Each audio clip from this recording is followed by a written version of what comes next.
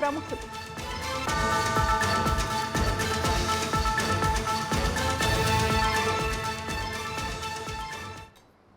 Details చూద్దాం. ఆడపిల్లలకు పుట్టినిల్లు తెలుగుదేశం పార్టీ అని అధినేత చంద్రబాబు అన్నారు. ఎన్నికలు రాగానే మోసగాళ్లు వస్తారు, రకరకాల మాటలు చెప్తారు, జాగ్రత్తగా ఉండాల్సిందిగా ఆయన సూచించారు. మహిళలకు ఆస్తిలో సమాన హక్కు ఇచ్చిన వ్యక్తి దివంగత నేత ఎన్టీఆర్ అన్న విషయాన్ని గుర్తు చేశారు. ఆడబిడ్డలు బాగా చదువుకోవాలని మహిళా యూనివర్సిటీలు స్థాపించామన్నారు. మహిళలకు రాజకీయంగా అవకాశం కల్పించామని, ఆడబిడ్డల చదువుకు టీడీపీ ఎంతగానో కృషి చేసిందని, వారిని లక్షాధికారిని చేసే బాధ్యత తనదన్నారు. జగన్ ప్రతిపక్షంలో ఉన్నప్పుడు ముద్దులు పెట్టాడని, అధికారంలోకి వచ్చాక పిడిగుద్దులు కురిపిస్తున్నాడని విమర్శించారు. 5 ఏళ్ల పాలనలో మహిళలపై దాడులు విపరీతంగా పెరిగిపోయాయన్నారు. ఇక రాష్ట్రంలో ఉద్యోగాలు లేక యువత రోడ్డున పడే పరిస్థితి వచ్చిందన్న ఆవేదన వ్యక్తం చేశారు. వైసీపీ పాలనలో రాష్ట్రం అన్ని రంగాల్లో నష్టపోయిందని చంద్రబాబు విమర్శించారు. రూపాయలు దోచేసి జలగా ఈ జగన్ రెడ్డి నేను అదిగా చేసింది. నేను మీ ఖర్చులు తగ్గించి మీ ఆదాయాన్ని పెంచి మీ జీవన ప్రమాణాలు పెంచిన పార్టీ తెలుగుదేశం పార్టీ. మళ్లీ నేను ఒక మాట చెప్తున్నా, ఆరో డాక్రా సంఘాలకు ఆర్థిక సహాయం చేశాం, వడ్డీ లేని రుణాలు ఇప్పించాం. నేను ఇచ్చిన వడ్డీ లేని రుణాలు ఉన్నాయని మిమ్మల్ని అడుగుతున్నా, ఈరోజు ఇస్తున్నారా అని మిమ్మల్ని అడుగుతున్నా.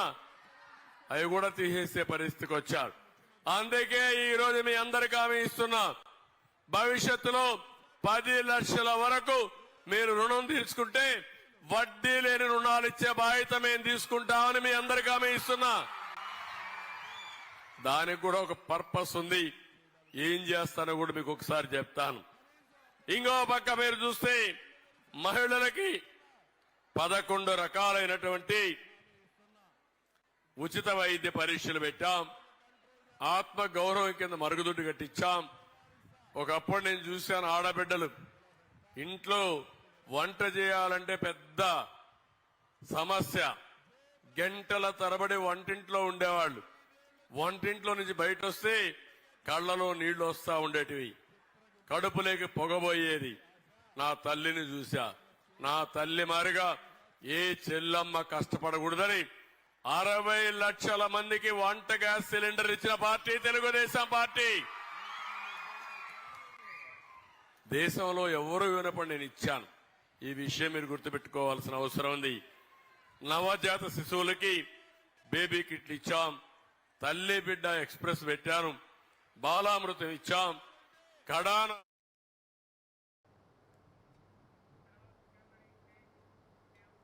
సోషల్ మీడియాలో టీడీపీ దాని మిత్రపక్షాలు దిగజారి ప్రవర్తిస్తున్నాయని ముఖ్యమంత్రి వైఎస్ జగన్మోహన్ రెడ్డి ఆవేదన వ్యక్తం చేశారు.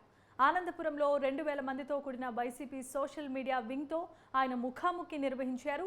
తాము కూటమి కుట్రలు కుతంత్రాలతో యుద్ధం చేస్తున్నామన్నారు. విజయానికి దగ్గరగా ఉన్నామనే తమపై దాడి తీవ్రతరం చేశారని ఆరోపించారు. గీతాంజలిని దారుణంగా ట్రోల్ చేసి వేధించారన్న ఆవేదన వ్యక్తం చేశారు. టీడీపీ వ్యవస్థ ఎంత దిగజారిందో అనడానికి గీతాంజలి ఆత్మహత్య ఘటనే ఉదాహరణ అన్నారు వైఎస్ జగన్. దేవుడు ఇంకా పెద్ద స్క్రిప్ట్ ఏదో రాశాడు, అందుకే దాడి నుంచి బయటపడగలిగానని ఆయన తెలిపారు. ఈసారి ఎన్నికల్లో 175కి 175 రావాలన్నారు. 25కి 25 లోక్సభ సీట్లు గెలవబోతున్నామని సోషల్ మీడియా కార్యకర్తలతో సీఎం జగన్ అన్నారు. జగనన్న వల్ల తనకు ఇల్లు వచ్చిందని, ఇంటి స్థలం వచ్చిందని, మిగిలిన పథకాలు కూడా జగనన్న వల్ల వచ్చాయని తన సంతోషాన్ని తాను సోషల్ మీడియాలో పాలు పంచుకుంటే ఏకంగా ఆ గీతాంజలి అనే నా చెల్లెల్ని ఎంత దారుణంగా ట్రోల్ చేశారో అందరం కూడా చూసాం. ఎంత దారుణంగా హెరాస్ చేశారో మనం అంతా కూడా చూసాం. చివరికి ఆ చెల్లి సూసైడ్ చేసుకునేంత దూరం కూడా పోయింది అని అంటే నిజంగా ఈ వ్యవస్థ అన్నది ఎంత దారుణంగా చెడిపోయింది అని చెప్పడానికి ఇదొక నిదర్శనం. ఇంతకుముందు నేను చెప్పా, జగన్ ఇటువైపున ఒకే ఒక్కడు, అటువైపున చూస్తే ఇంతమంది. ఈ ఇంతమందికి తోడు కుట్రలు, కుతంత్రాలు, అబద్ధాలు, మోసాలు, బెదిరింపులు, హెరాస్మెంటు అన్నీ కూడా జరుగుతూ ఉన్నాయి. మరి ఇంతమందితో, ఇన్ని కుట్రలతో, ఇన్నిన్ని ఇబ్బందుల మధ్య మీ జగన్ మీ జగన్, మీ అన్న, మీ తమ్ముడు తట్టుకొని నిలబడగలుగుతా ఉన్నాడు అనంటే కారణం వాళ్ళకు ఈనాడు ఉండొచ్చు, ఆంధ్రజ్యోతి ఉండొచ్చు, టీవీ5 ఉండొచ్చు, కానీ మనకు సోషల్ మీడియా ఉంది.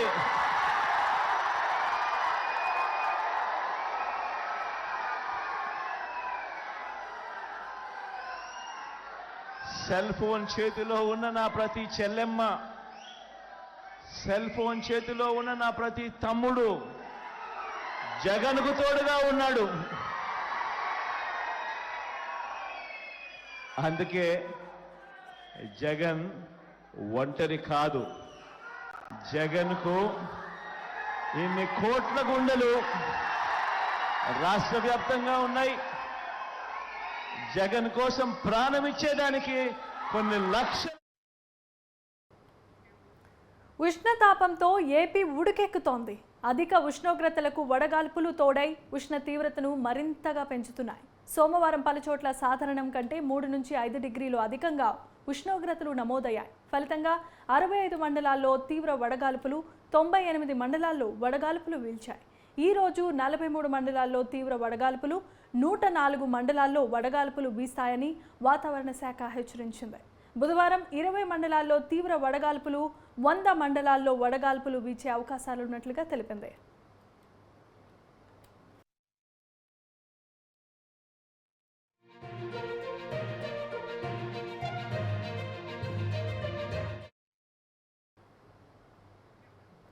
ఈరోజు విజయనగరం జిల్లాలో 22, పార్వతీపురం మన్యంలో 11, శ్రీకాకుళం జిల్లాలో 9 మండలాల్లో, అనకాపల్లి జిల్లా కే కోటపాడు మండలంలోనూ తీవ్రమైన వడగాల్పులు వీస్తాయని రాష్ట్ర విపత్తుల నిర్వహణ సంస్థ తెలిపింది. తూర్పుగోదావరి జిల్లాలో 17, కాకినాడ జిల్లాలో 16, అనకాపల్లి జిల్లాలో 15, శ్రీకాకుళం జిల్లాలో 11, అల్లూరి సీతారామరాజు జిల్లాలో 10, ఏలూరు జిల్లాలో 9, కోనసీమ జిల్లాలో 7, విజయనగరం జిల్లాలో 4, పార్వతీపురం మన్యం జిల్లాల్లో 4, విశాఖపట్నం జిల్లాలో 4, ఎన్టీఆర్ జిల్లాల్లో 3, పల్నాడు జిల్లాల్లో 2, గుంటూరు జిల్లాలో 1 మండలంలోనూ, పశ్చిమ గోదావరి జిల్లా తాడేపల్లిగూడెం మండలంలోనూ వడగాల్పులు వీస్తాయని పేర్కొంది.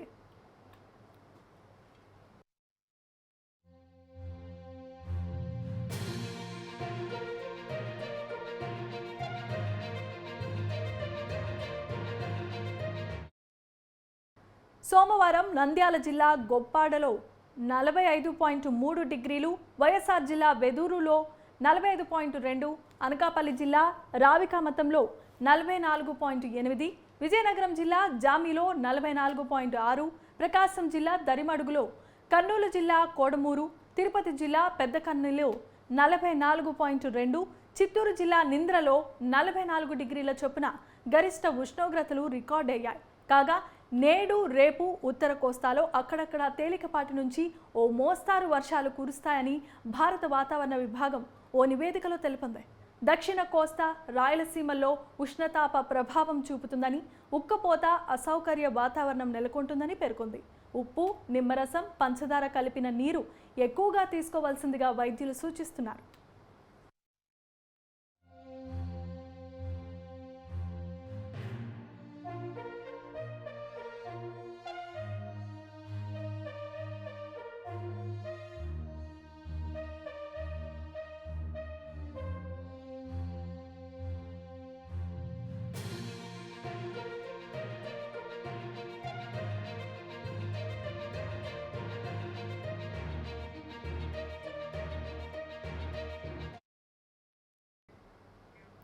శ్రీకాకుళం జిల్లా టెక్కలి నియోజకవర్గంలో అచ్చెన్నాయుడు నామినేషన్ను దాఖలు చేశారు.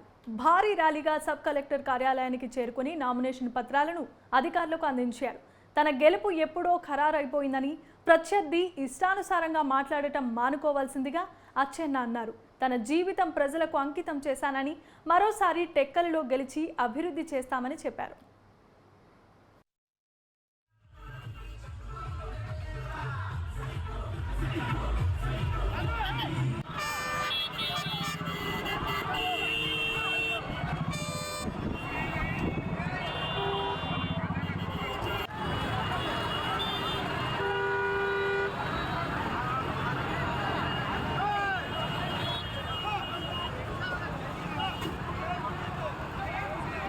వచ్చాడా మీ దగ్గరికి? ఒక లేబర్ ఆఫీస్ వచ్చాడా? ఎవరైనా సరే తూనికలు కొలతల ఆఫీసులు వచ్చారా? ఈ 5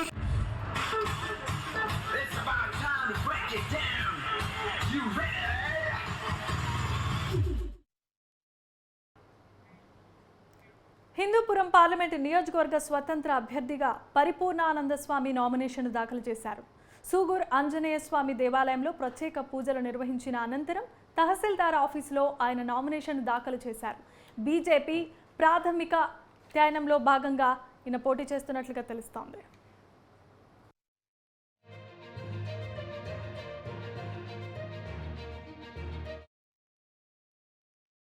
కళాశాలల యొక్క అభివృద్ధి అని చెప్పి, విద్యాలయాల యొక్క అభివృద్ధిని, అలాగనే హాస్పిటల్ తాలూకా పునరుద్ధరణ అని చెప్పాను. ఇంకా 4 అంశాలు ఉన్నాయి. అవన్నీ మీడియా ముందు నేను తీసుకొచ్చి ఈ 7 అంశాలని నేను మీడియా ముందు ప్రతిపాదన చేస్తాను. ప్రజల దగ్గరికి దాన్ని తీసుకెళ్తాను. ప్రచారం ఎప్పటి నుంచి చేయబోతున్నారు? ప్రచారం ఖచ్చితంగా గుర్తు అనేది గుర్తు అనేది వస్తేనే గుర్తింపు ఉంటుంది. కాబట్టి ఆ గుర్తుకు అప్లై చేశాము. వాళ్ళు 29వ తేదీ కానీ లేదా 30వ తేదీ కానీ గుర్తు కేటాయిస్తారు.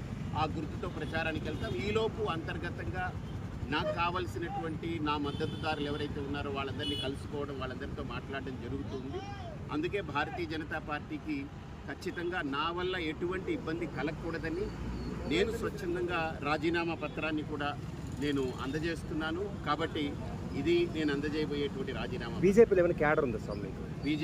బీజేపీలో ఏదైనా పోస్ట్ కానీ లేదంటే క్రియాశీలకంగా ఉంటారా? బీజేపీ అనేటువంటిది నా పాత్ర. నేను జస్ట్ ఒక కార్యకర్తగా, జస్ట్ ఒక సామాన్య, అందుకే నేను చెప్పాను అందులో బాధ్యత ఉంటే నేను వాళ్ళని కన్సిడర్ చేయాలి, వాళ్ళు నాతో మాట్లాడతారు. నేను ఒక సామాన్య కార్యకర్తగానే పనిచేస్తూ వచ్చాను.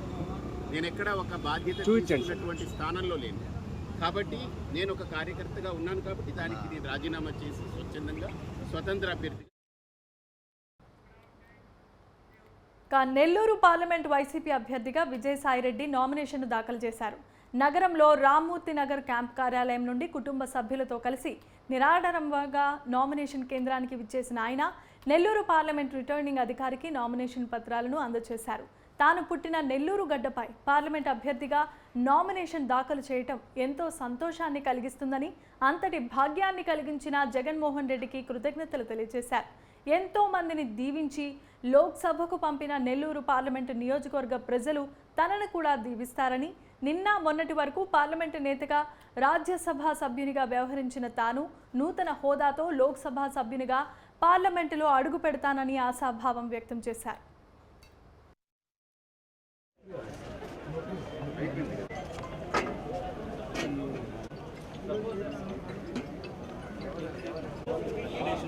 ఓన్లీ 10.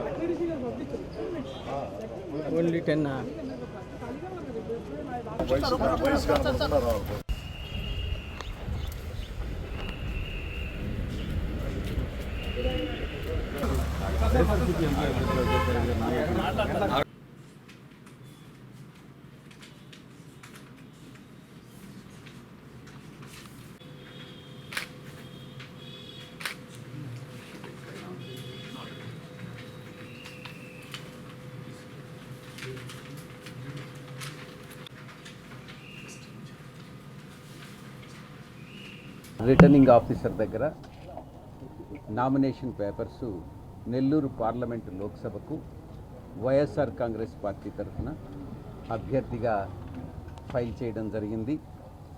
ఇది నా యొక్క జీవితంలో ఎన్నటికీ మరువలేనటువంటి దినంగా నేను భావిస్తూ ఉన్నాను.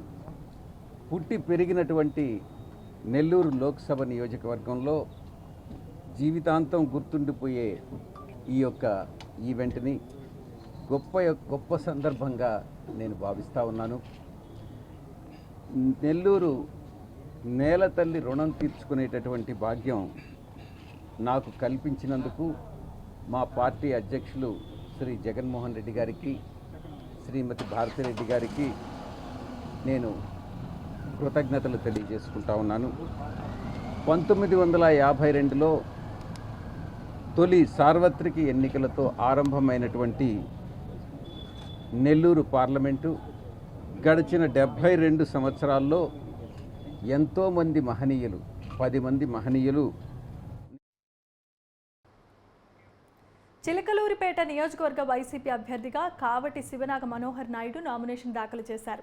తనను నాన్ లోకల్ అంటున్న టీడీపీ అభ్యర్థి ప్రతిపట్టి పుల్లారావు కూడా ప్రకాశం జిల్లా నుండి వచ్చేవారని మనోహర్ నాయుడు గుర్తు చేశారు. తన నామినేషన్కి గ్రామాల నుంచి వైసీపీ కార్యకర్తలను రాకుండా టీడీపీ వారు బెదిరించారని ఆరోపించారు. కాబట్టి నరసరావుపేట ఎంపీ అభ్యర్థిగా అనిల్ను, చిలకలూరిపేట ఎమ్మెల్యేగా తనను గెలిపించాల్సిందిగా ఆయన కోరారు.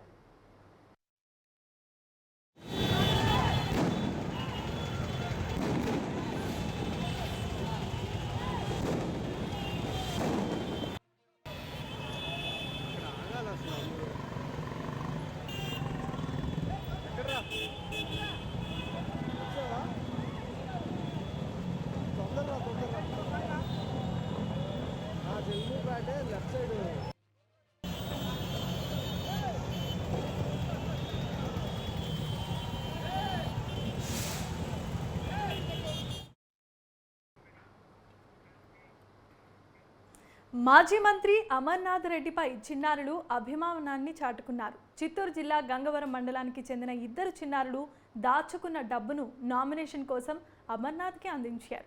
చిన్నారుల కోరిక మేరకు ఆ డబ్బుతో ఆయన నామినేషన్ను దాఖలు చేశారు. గుండ్లపల్లి గ్రామంలో 4 నెలల క్రితం అమర్నాథ్ పర్యటించినప్పుడు ఇద్దరు చిన్నారులు కిడ్నీ బ్యాంకులో నుంచి డబ్బులు తీసి ఇచ్చి నామినేషన్కు ఉపయోగించాల్సిందిగా చెప్పడంతో ఇప్పుడు అమర్నాథ్ నామినేషన్ వేశారు.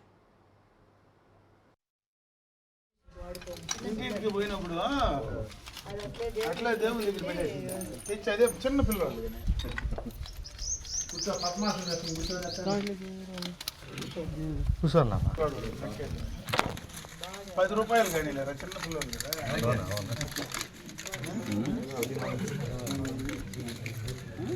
ఆ ఫోటోలు ఉన్నాయి బాగా ఉండాలి. ఈరోజు ఇద్దో అన్ని తీసి పెట్టుకో. 22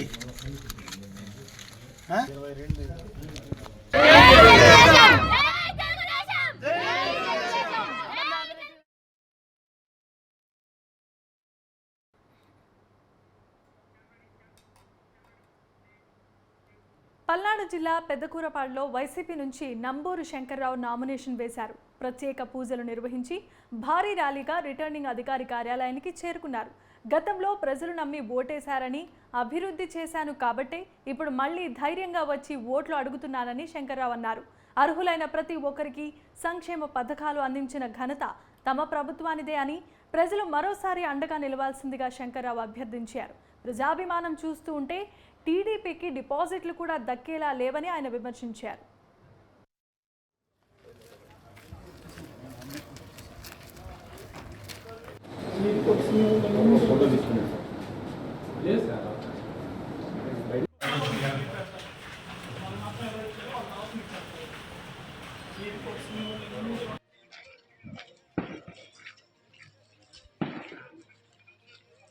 మాట్లాడమాకనే ఎవరు? Okay sir. గురుగారు కొంచెం ముందు చూసుకోండి. పైకి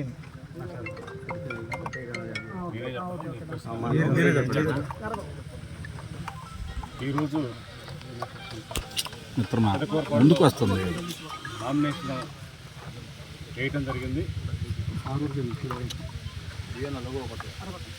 మరి రేపు జరగబోయే మే 13వ తారీఖు ఎన్నికల్లో పెదకూరపాడు నియోజకవర్గం నుంచి నంబూరు శంకర్రావు నేను ఈ రోజున నామినేషన్ దాఖలు చేయడం జరిగింది. మరి ఈ రోజు నుంచి కూడా పూర్తిగా ప్రచారంలో ముందుండి రేపు జరగబోయే ఎన్నికల్లో పూర్తి మెజార్టీ, అంటే పోయినసారికి వచ్చిన దానికన్నా కూడా డబుల్ మెజార్టీ వచ్చే విధంగా కూడా రావడానికి అవకాశం ఉంది. పెదకూరపాడు నియోజకవర్గంలో సంక్షేమం, అభివృద్ధి రెండు కూడా ఈ నియోజకవర్గంలో పూర్తి స్థాయిలో జరిగింది. విజయనగరం జిల్లా చెల్లూరులో ఏర్పాటు చేసిన సిద్ధం సభలో వైఎస్ జగన్ మాట్లాడుతున్నారు. ఇప్పుడు లైవ్ చూద్దాం. సిద్ధం అని అడుగులు వేస్తా ఉన్నా ఓ ప్రజా సైన్యం ఈరోజు నా కళ్ళ ఎదుట కనిపిస్తా ఉంది. ఈరోజు చంద్రబాబు వెనకాల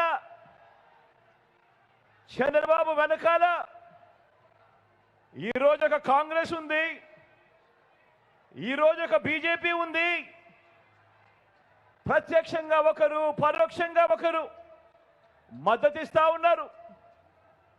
ఇదే చంద్రబాబుకు తోడుగా ఈరోజు ఒక దత్తపుత్రుడు ఉన్నాడు, ఒక ఈనాడు ఉంది, ఒక ఆంధ్రజ్యోతి ఉంది, ఒక టీవీ5 ఉన్నాయి. వీళ్ళందరూ సరిపోరన్నట్టుగా ఈరోజు వాళ్ళు చేస్తా ఉన్న కుట్రలున్నాయి, కుతంత్రాలున్నాయి, వాళ్ళు చేస్తా ఉన్న మోసాలున్నాయి, వాళ్ళు చెబుతా ఉన్న అబద్ధాలున్నాయి. ఇవన్నీ కూడా కళ్ళ ఎదుటే కనిపిస్తా ఉన్నాయి. కానీ ఈరోజు మీ జగన్ వెనకాల ఈరోజు ఆ ఎల్లో మీడియా లేదు, ఆ పార్టీలు లేరు.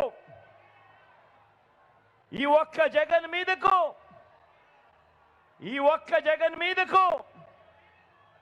ఇంతమంది ఏకమవుతా ఉన్నారు. నేను అడుగుతా ఉన్నా, జగన్ గన ఇంటింటికి మంచి చేయకపోయింటే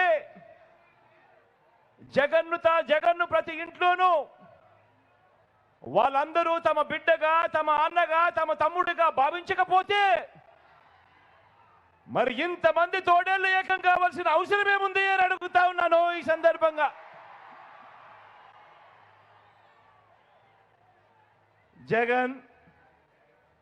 జగన్ ఒకే ఒక్కడు కాదు. నాకున్న ధైర్యం కోట్ల మంది మీరు అని కూడా ఈ సందర్భంగా సభగర్వం చెప్తా ఉన్నా. ఈ 58 నెలల పాలనలో మీ జగన్, మీ బిడ్డ ఇంటింటికి మనం చేసిన మంచి నాకున్న నమ్మకం ఆ పైనున్న దేవుడు దయ. ప్రతి వర్గానికి మంచి చేశాం మనం, ప్రతి వర్గాన్ని మోసం చేసింది వారు. ఎన్నికల్లో ఈరోజు కురుక్షేత్రంలో తలబడతా ఉన్నాం. జగన్ను ఓడించాలని వారు, పేదల్ని గెలిపించాలని, ఇంటింటి అభివృద్ధిని కొనసాగించాలని మనం చేయబోతున్న ఈ యుద్ధంలో మరో చారిత్రాత్మక విజయానికి సొంతం చేసుకునేదానికి మీరంతా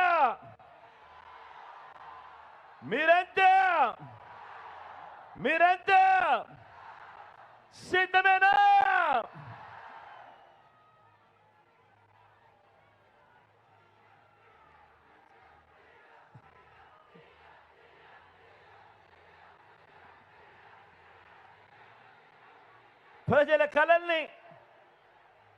ప్రజల కలల్ని తన మోసాలతో వంచడమే పనిగా పెట్టుకున్న చంద్రబాబుకు, ఆ బాబు కూటమికి బుద్ధి చెప్పేందుకు మీరంతా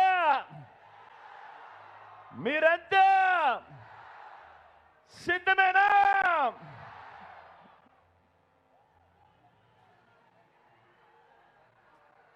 ఎక్కడైనా గమనించమని కోరుతా ఉన్నా. వస్తువులు ఎత్తుకపోతే దొంగల ముఠ అంటాం, బెదిరించి దోచుకునే వారిని దోపిడీ ముఠ అంటాం. మరి ఎన్నికలప్పుడు నమ్మించి ప్రజలు నమ్మి మోసపోయి పొరపాటున అధికారం ఇస్తే 5 ఏళ్ళు మోసం చరిత్ర ఉన్న 3 పార్టీల కూటమిని మనమంతా ఏమనాలి అని అడుగుతా ఉన్నాను.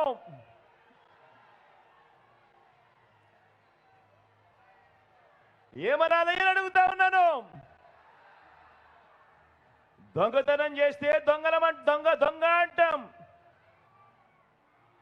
బెదిరిస్తే, హత్యలు చేస్తే, దోపిడీ చేస్తే బందిపోట్లు అంటాం.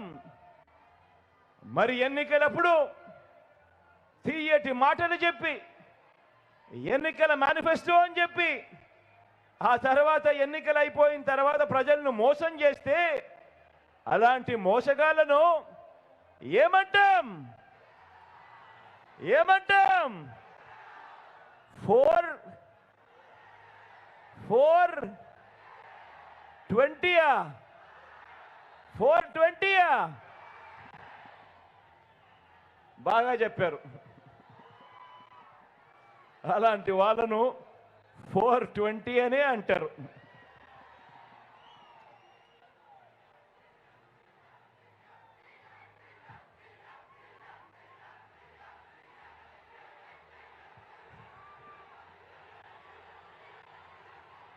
మళ్ళీ మన పేదల కలల్ని, మన పేదల బతుకుల్ని బలిపెట్టి దోచుకునేందుకు వచ్చిన ఈ ముఠాను, రాజకీయ కూటమిని చంద్రముఖి బృందం అని కూడా అంటాము.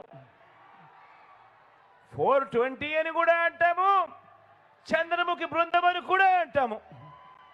అందామా? అందామా?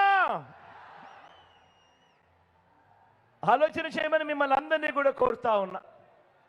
ఏ మనిషికైనా, ఏ కుటుంబానికైనా కూడా వాళ్ళకు కొన్ని ఎయిమ్స్ ఉంటాయి, వాళ్ళందరికీ కొన్ని డ్రీమ్స్ ఉంటాయి, కొన్ని కలలు ఉంటాయి. ఆ కలల్ని నిజం చేసేందుకు మార్గాలు కన ఉంటే అదే కుటుంబం ఒక్కో మెట్టు కూడా ఎదుగుతూ పోతుంది. ఆలోచన చేయమని అడుగుతా ఉన్నా. అలాంటి పేదల డ్రీమ్స్ను అర్థం చేసుకొని, అలాంటి పేదల కలలను అర్థం చేసుకొని, మీ జగన్, మీ బిడ్డ పెట్టిన స్కీమ్స్ ఎన్నో తెలుసా? డ్రీమ్స్ మీవి, స్కీమ్స్ మీ బిడ్డవి. మీ స్కీమ్స్ను నెరవేర్చేందుకు మీ బిడ్డ పెట్టిన స్కీమ్స్ ఎన్నో తెలుసా? దాదాపుగా 40. ఈ 58 నెలల కాలంలో, ఈ 50 నెలల కాలంలో గతంలో ఎప్పుడూ కూడా జరగని విధంగా మీ డ్రీమ్స్ను మీ బిడ్డ పూర్తి చేసేందుకు ఎన్నిసార్లు మీ బిడ్డ బటన్ నొక్కాడో తెలుసా? ఏకంగా 130 సార్లు మీ బిడ్డ బటన్ నొక్కాడు మీకోసం. మీ డ్రీమ్స్ నా స్కీమ్స్గా మీ బిడ్డ ఈ 58 నెలల కాలంలో 130 సార్లు బటన్ నొక్కి అందజేసిన సొమ్మెంతో తెలుసా? ఏకంగా 2,70,000 కోట్ల రూపాయలు నేరుగా అందజేశాడు మీ బిడ్డ. నేరుగా మీ బిడ్డ బటన్ నొక్కడం, అది నేరుగా నా అక్క చెల్లెమ్మల కుటుంబాల ఖాతాల్లోకి నేరుగా వెళ్ళిపోవడం. ఎక్కడా లంచాలు లేవు, ఎక్కడా వివక్ష లేదు. మీ బిడ్డ బటన్ నొక్కుతా ఉన్నాడు, నా అక్క చెల్లెమ్మల కుటుంబాల ఖాతాల్లోకి నేరుగా వెళ్తా ఉన్న పరిస్థితులు. ఇక ఈ డీబీటీకి తోడు నాన్ డీబీటీ కూడా వేసుకుంటే, అంటే ఇళ్ల స్థలాలైతేనేమి, విద్యా కానుకైతేనేమి, ట్యాబ్స్ అయితేనేమి, ఇటువంటివన్నీ కూడా వేసుకుంటే ఏకంగా మరో 1,00,000 కోట్లకు పైగా మీ బిడ్డ ఈ 58 నెలల కాలంలో నా అక్క చెల్లెమ్మల కుటుంబాల కోసం వాళ్ళ డ్రీమ్స్ మీ బిడ్డ స్కీమ్స్ ద్వారా ఏకంగా 3,75,000 కోట్ల రూపాయల పైచీలకు నేరుగా పంపించాడని కూడా చెప్పడానికి గర్వపడతా ఉన్నా. ఇది 58 నెలల పాలనలో మాత్రమే జరిగింది. మీ డ్రీమ్స్ నెరవేర్చే స్కీముల కోసం, వివిధ పథకాల కోసం జరిగింది. ఒక తల్లి కలలు, మీ పిల్లల కలలు, ఒక రైతు కలలు, నా అక్క చెల్లెమ్మల కలలు, నా అవ్వ తాతల కలలు, ఇలా డ్రీమ్స్ మీవి, కలలు మీవి, స్కీమ్స్ నావిగా, పథకాలు మావిగా ఈ 58 నెలల ప్రయాణం జరిగింది. పేదరికం కారణంగా పిల్లల్ని బడికి పంపలేక పనికి పంపిన ఎంతో మంది తల్లుల్ని నేను నా ఓదార్పు యాత్రలో చూశాను, నేను నా పాదయాత్రలో చూశాను. అలాంటి ప్రతి నిరుపేద తల్లి కలను నిజం చేయటానికే పుట్టింది ఓ జగనన్న అమ్మ ఒడి అనే పథకం అని కూడా ఈ సందర్భంగా చెప్పడానికి గర్వపడతా ఉన్నా. అంతేకాకుండా ఆ పేద తల్లి తన పిల్లలు గొప్ప భవిష్యత్ కోసం కనే కలల గురించి అర్థం చేసుకున్నాను కాబట్టి తన పిల్లల్ని డాక్టర్లుగా, తన పిల్లలను ఇంజనీర్లుగా, తన పిల్లలను ఐఏఎస్లుగా, తమ పిల్లలను ఐపీఎస్లుగా, తమ పిల్లలను పెద్ద పెద్ద కంపెనీలలో పెద్ద పెద్ద ఉద్యోగస్తులుగా, పెద్ద పెద్ద చదువులు చదివించి పెద్ద పెద్ద ఉద్యోగాలలో చూడాలని కలలుగన్న ఆ తల్లులకు, మన అమ్మలకు కనే ఈ కలల నుంచి పుట్టిన స్కీములే ఒక నాడు నేడు, ఒక ఇంగ్లీష్ మీడియం బడులు, ఒక సిబిఎస్ఈ నుంచి ఐబీ వరకు ప్రయాణం, 3వ తరగతి నుంచి ఆ గవర్నమెంట్ బడులలో టోఫుల్ శిక్షణ, గవర్నమెంట్ పిల్లల బడులలో బైజూస్ కంటెంటు, 6వ తరగతి నుంచి ఆ గవర్నమెంట్ బడులలో డిజిటల్ బోధనను, క్లాస్ రూమ్లలో ఐఎఫ్పి ప్యానెళ్లతో డిజిటల్ బోధన, 8వ తరగతి వచ్చేసరికి ఆ పిల్లల చేతుల్లో ట్యాబ్స్. పెద్ద చదువుల కోసం ఏ తల్లి ఇబ్బంది పడకుండా, అప్పుడు పాలయ్యే పరిస్థితి రాకుండా ఈరోజు పెద్ద చదువులు చదువుతా ఉన్న పిల్లలు, ఇంజనీర్లు, డాక్టర్లు, డిగ్రీలు వంటి పెద్ద పెద్ద చదువులు చదువుతా ఉన్న పిల్లలు ఏకంగా 93% మందికి ఈరోజు విద్యా దీవెన, వసతి దీవెన. ఒక డిగ్రీలో కరికులంలో మార్పులు తీసుకొస్తూ విదేశీ విశ్వవిద్యాలయాలలో సర్టిఫైడ్ ఆన్లైన్ వర్టికల్స్ను, ఆ విశ్వ విద్యాలయాలకు సంబంధించిన కోర్సులు మన డిగ్రీలతో అనుసంధానం చేయడం, మన డిగ్రీలలో మ్యాండేటరీ ఇంటర్న్షిప్ తీసుకొని రావడం, ఇవన్నీ కూడా నా అక్క చెల్లెమ్మలు ఆ పిల్లలు కంటున్న ఆ డ్రీమ్స్ నుంచి వచ్చిన మీ జగనన్న స్కీమ్స్ అని కూడా ఈ సందర్భంగా సగర్వంగా తెలియజేస్తా ఉన్నాను. అవునా కాదా అక్క?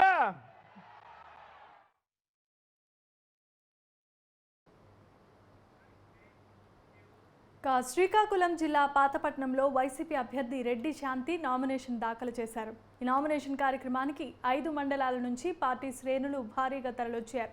పాతపట్నంలో భారీ ర్యాలీ నిర్వహించారు. వైసీపీ జిల్లా అధ్యక్షుడు ధర్మన కృష్ణదాస్ విక్రాంత్తో కలిసి వెళ్లి రెడ్డి శాంతి నామినేషన్ పత్రాలను ఎన్నికల అధికారులకు అందజేశారు. వచ్చే ఎన్నికల్లో ఫ్యాన్ గుర్తుపై ఓటు వేసి భారీ మెజారిటీ అందించాల్సిందిగా ప్రజలను ఆమె అభ్యర్థించారు.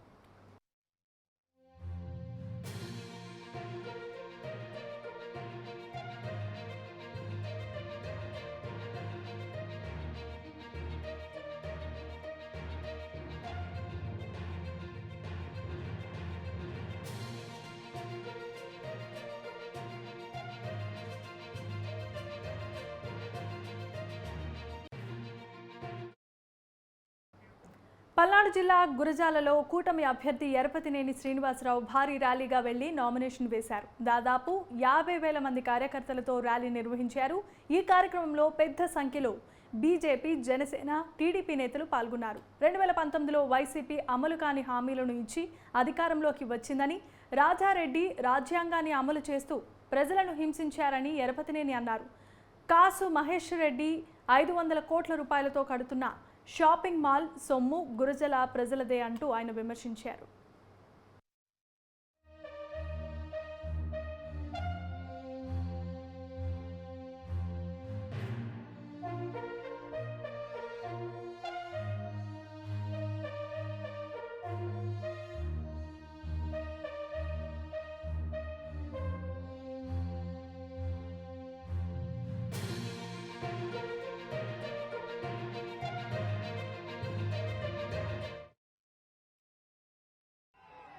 నమస్తే గురజాల.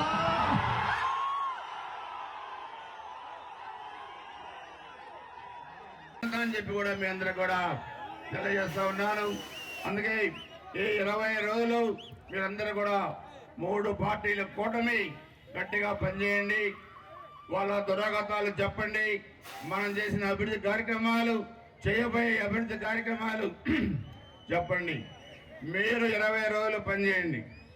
రేపు గెలిచిన తర్వాత మేము 5 సంవత్సరాలు మీకోసం పనిచేస్తామని చెప్పి కూడా మీ అందరూ కూడా తెలియజేసుకుంటూ మరి ఇంత ఎండల్లో కూడా పెద్ద ఎత్తున వచ్చేసిన మీ అందరికీ పేరు పేరున హృదయపూర్వక నమస్కారాలు, ధన్యవాదాలు తెలియజేస్తూ సైకిల్ గుర్తుకే మన ఓటు, సైకిల్ గుర్తుకే మన ఓటు, సైకిల్ గుర్తుకే మన ఓటు.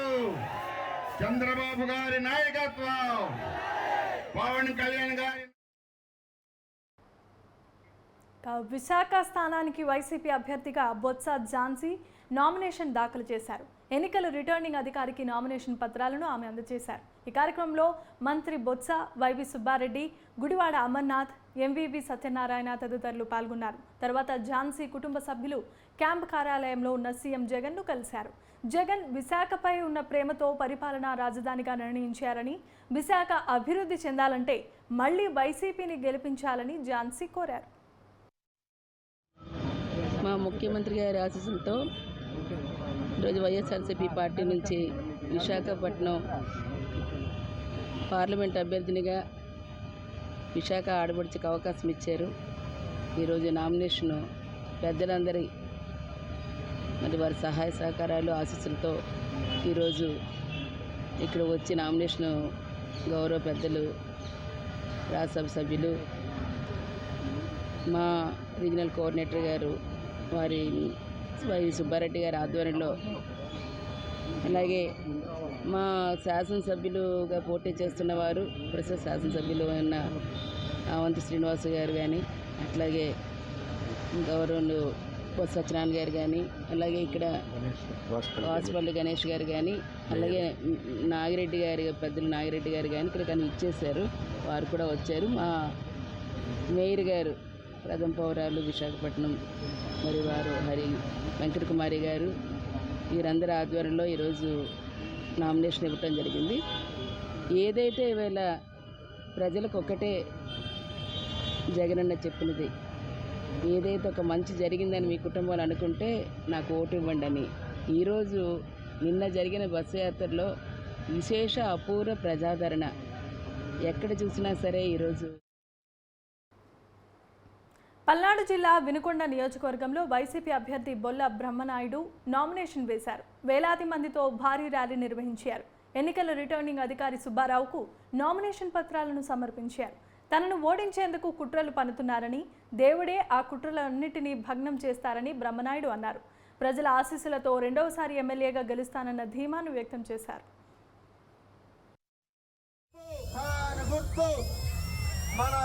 వినుకొండ గుర్తు, ఫ్యాన్ గుర్తు. మరి ఇంత పెద్ద ఎత్తున ఈరోజు నియోజకవర్గ ప్రజానికం అంతా కూడా చక్కగా బ్రహ్మరథం పడ్డా ఉన్నారంటే ఆయన పరిపాలనలో ఎంత సౌలభ్యం ఉంది. ప్రతి పేదవాడికి కూడా ఎక్కడ కూడా అన్యాయం జరగకుండా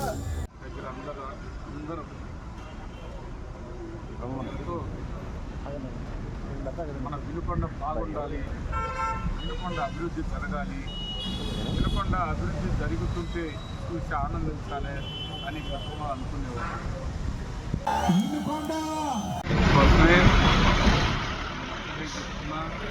వినుకొండ ప్రజలారా, మీరు ఒక్క మాట మీరు నమ్మితే చాలు.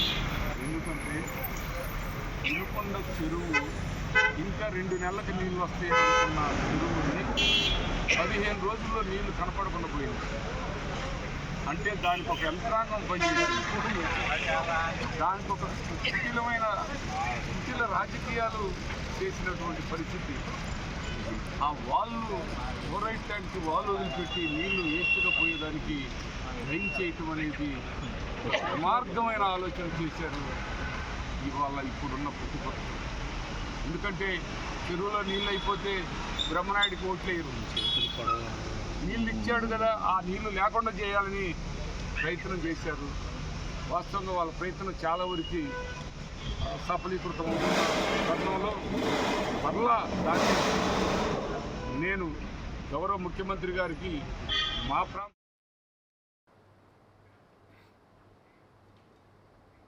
అల్లూరు జిల్లా రంపచోడవరం నియోజకవర్గ వైసీపీ అభ్యర్థిగా నాగులపల్లి ధనలక్ష్మి నామినేషన్ దాఖలు చేశారు. పందిరి మామిడి నుండి వైసీపీ నాయకులు, కార్యకర్తలు, అభిమానులతో జూనియర్ కాలేజ్ వరకు ర్యాలీ నిర్వహించారు. జనసముద్రం లాంటి వైసీపీ కార్యకర్తలు అభిమానులను చూస్తూ ఉంటే నామినేషన్ దాఖలు వేసినట్లుగా లేదని, విజయోత్సవ ర్యాలీలా ఉందని ఆమె తెలిపారు. 2019లో 40,000 మెజారిటీతో గెలుపొందానని, ఈసారి 50,000 మెజారిటీతో గెలుస్తానని ధీమా వ్యక్తం చేశారు. ఈరోజు వైఎస్ఆర్ కాంగ్రెస్ పార్టీ తరఫు నుంచి ఎమ్మెల్యే అభ్యర్థిగా నామినేషన్ వేయడం జరిగింది. రంగచూడవరం మా నియోజకవర్గ ప్రజల ఆదరణతో వాళ్ళందరితో కలిసి వచ్చి భారీ ఎత్తున ఇది జనసముద్రం అన్న విధంగా మా నాయకులందరితో తరలి వచ్చి వారి సమక్షంలో ఈరోజు నేను ఇక్కడ నామినేషన్ వేయడం జరిగింది. ఎందుకంటే వైఎస్ఆర్ కాంగ్రెస్ పార్టీకి రంగచూడవరం అనేది పంచుకోవట్లేదు. ఇక్కడ మొత్తం వైఎస్ఆర్ పార్టీ గతంలో ఏదైతే 2019 ఎన్నికలప్పుడు జగనన్న మా ప్రాంతాన్ని గత 40-50 ఏళ్ళుగా లేనటువంటి అభివృద్ధి, మా గిరిజనుల నమ్మకాన్ని నిలబెట్టుకుంటారని ఏదైతే ఇక్కడ గిరిజన ప్రజలు విశ్వసించి ఉన్నారో, జగనన్న మరి అంచనాలు అందుకునే విధంగా కేవలం గిరిజన ప్రజలు కాకుండా రాష్ట్రం మొత్తం ఏ విధంగా జగనన్న పరిపాలన చేశారో 5 సంవత్సరాలు చూసిన తర్వాత మళ్ళీ ఈరోజు జగనన్న ప్రభుత్వమే కావాలని జనం ఎంత జనసముద్రం ఎలా తరలి వస్తుందో అందరూ కూడా చూస్తూ ఉన్నారు. ఈరోజు వారందరి సమక్షంలో మరొకసారి నామినేషన్ చేశాను. మా ప్రజలందరూ అనంతపురం జిల్లా గుంతకల్లు నియోజకవర్గ ఎన్డీఏ కూటమి అభ్యర్థి గుమ్మనూరు జయరాం నామినేషన్ కార్యక్రమం కోలాహలంగా సాగింది. ఆయన నామినేషన్ కార్యక్రమానికి వేలాది మంది కార్యకర్తలు, అభిమానులు తరలొచ్చారు. మహిళలు చిందులు వేస్తూ అందరినీ ఆకట్టుకున్నారు. జయరాం మస్తానయ్య దర్గాలో ప్రత్యేకమైన ప్రార్థనలు చేసిన అనంతరం అక్కడి నుంచి కార్యకర్తలతో కలిసి భారీ ర్యాలీతో వెళ్లి నామినేషన్ను దాఖలు చేశారు.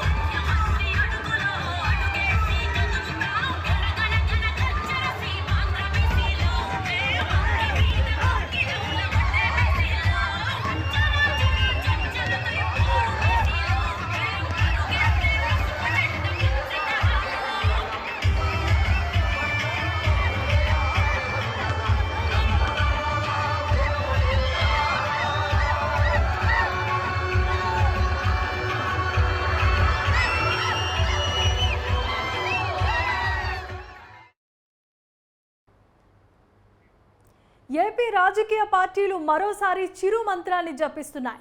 మెగాస్టార్ చిరంజీవి కూటమికే జై కొట్టడం రాజకీయంగా ప్రకంపనలు సృష్టిస్తోంది. ఇప్పటికే చిరంజీవి తమ వాడే అంటూ ఏపీ కాంగ్రెస్ నేతలు చెబుతూ ఉంటే, రాష్ట్రంలో కూటమి అధికారంలో రావాల్సిన అవసరం ఉందంటూ చిరంజీవి రిలీజ్ చేసిన వీడియో రాజకీయ కలకలం రేపింది. కూటమికి సంబంధించిన 2 అభ్యర్థులను చెరోవైపున కూర్చోబెట్టుకొని రాష్ట్ర ప్రజలను ఉద్దేశించి చిరంజీవి చేసిన వ్యాఖ్యలు ఏపీ రాజకీయాల్లో చర్చనీయాంశంగా మారాయి. సుదీర్ఘ కాలం తర్వాత ఏపీ రాజకీయ తెరపై మెగాస్టార్ బొమ్మ వెలిగిపోతోంది. 2014 తర్వాత పాలిటిక్స్ను పక్కన పెట్టి సినిమాలపైనే ఫోకస్ పెట్టిన చిరంజీవి ఇమేజ్ వచ్చే ఎన్నికల్లో పనిచేస్తుందా? ఒకవేళ పనిచేస్తే అది ఎవరికి లాభాన్ని చేకూరుస్తుందన్నది ప్రస్తుతం హాట్ టాపిక్గా మారింది.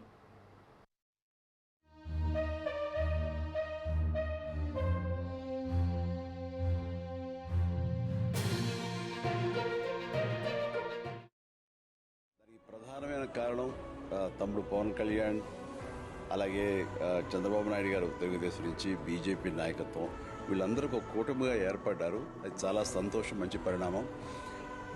ఈ సందర్భంగా మరీ ముఖ్యంగా ఈ రోజున నేను ఇట్లాగా మాట్లాడడానికి ప్రధానమైన కారణం నా మిత్రుడు, చిరకాల మిత్రుడు సీఎం రమేష్, అట్లాగే పంచగల్ రమేష్ రాజకీయంగా అరంగేట్రం చేసింది నా బ్లెస్సింగ్స్ తోటి.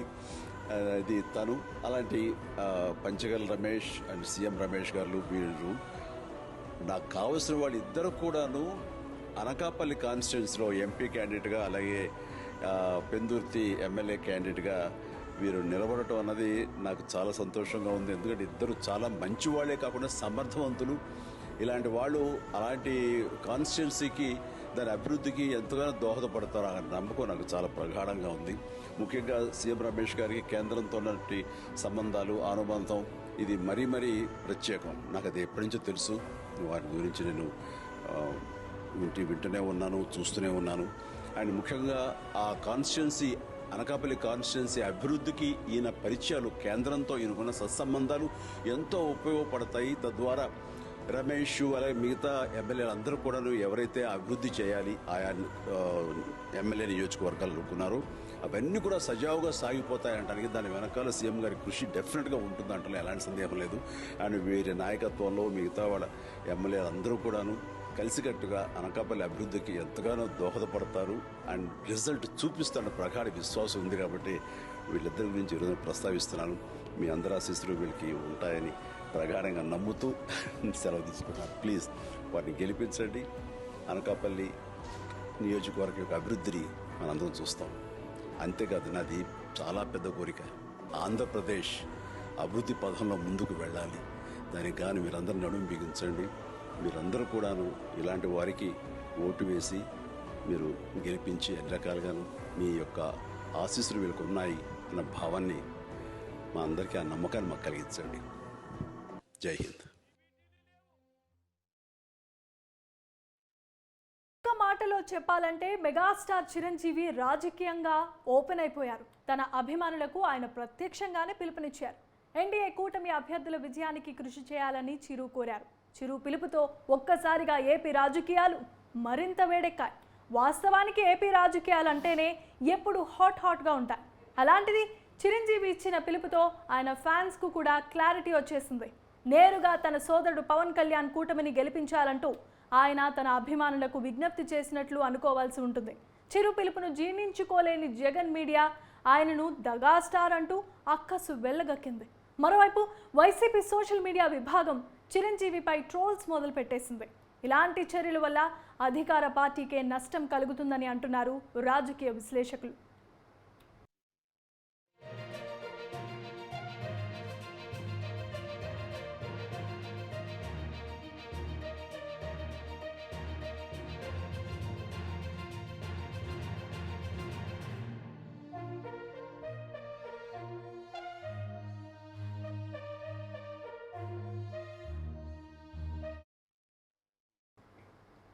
మెగాస్టార్ చిరంజీవి రాజకీయాల నుంచి ఎప్పుడో తప్పుకున్నారు. ఆయన సినిమాలకే పరిమితం అయిపోయారు. రాజకీయాల జోలికి అస్సలు రావటమే లేదు. రాష్ట్ర విభజన జరిగిన తర్వాత చిరంజీవి అసలు రాజకీయాలంటే ఆ వైపే చూడటం మానుకున్నారు. ఇదే విషయాన్ని ఆయన ఒక ఇంటర్వ్యూలో కూడా చెప్పారు.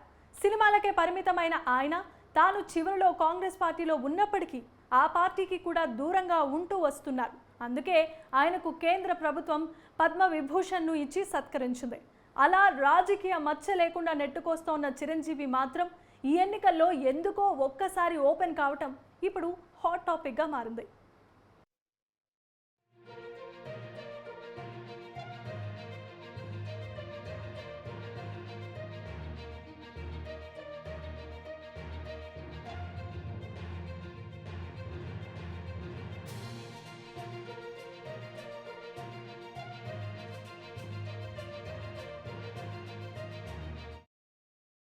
రెండు 2019 ఎన్నికల్లో పవన్ కళ్యాణ్ సొంతంగా ఒక కూటమిని ఏర్పాటు చేసుకొని పోటీ చేశారు.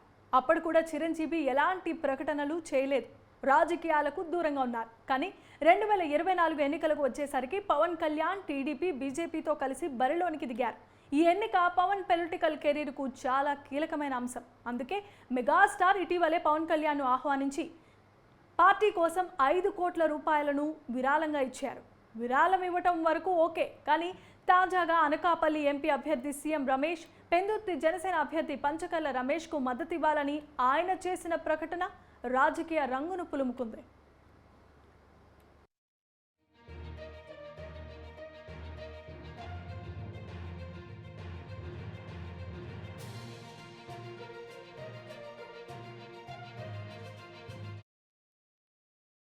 ఇద్దరు అభ్యర్థుల మధ్య కూర్చుని చేసిన ప్రకటనే అయినా చిరంజీవి ఖచ్చితంగా ఎన్డీఏ కూటమికి మద్దతిచ్చారన్న విషయం ఎవరికైనా ఇట్టే తెలిసిపోతుంది. చిరంజీవి ప్రకటనను వైసీపీ తప్పుపడుతున్నా అది ఆయన వ్యక్తిగత విషయం. తనకు ఎవరికి మద్దతు ఇవ్వాలని అనిపిస్తే వారికి ఇవ్వాలని చెప్పే స్వేచ్ఛ చిరంజీవికి ఉంటుంది. అందుకే చిరంజీవిపై చేసే విమర్శలు, ట్రోల్స్ వైసీపీకే నష్టాన్ని తీసుకొస్తున్నాయంటున్నారు రాజకీయ విశ్లేషకులు. ఏపీలో ఎన్నికలు కీలకంగా మారి పోటాపోటీగా జరుగుతున్న ఈ సమయంలో చిరంజీవి ఎంట్రీతో కొంత న్యూ టర్న్ అవుతుందన్న అభిప్రాయం మాత్రం బలంగా వినిపిస్తోంది. ఈ ఎన్నికల్లో చిరు ప్రభావం ఎంత మేరకు ఉంటుందనేది వేచి చూడాల్సి ఉంది.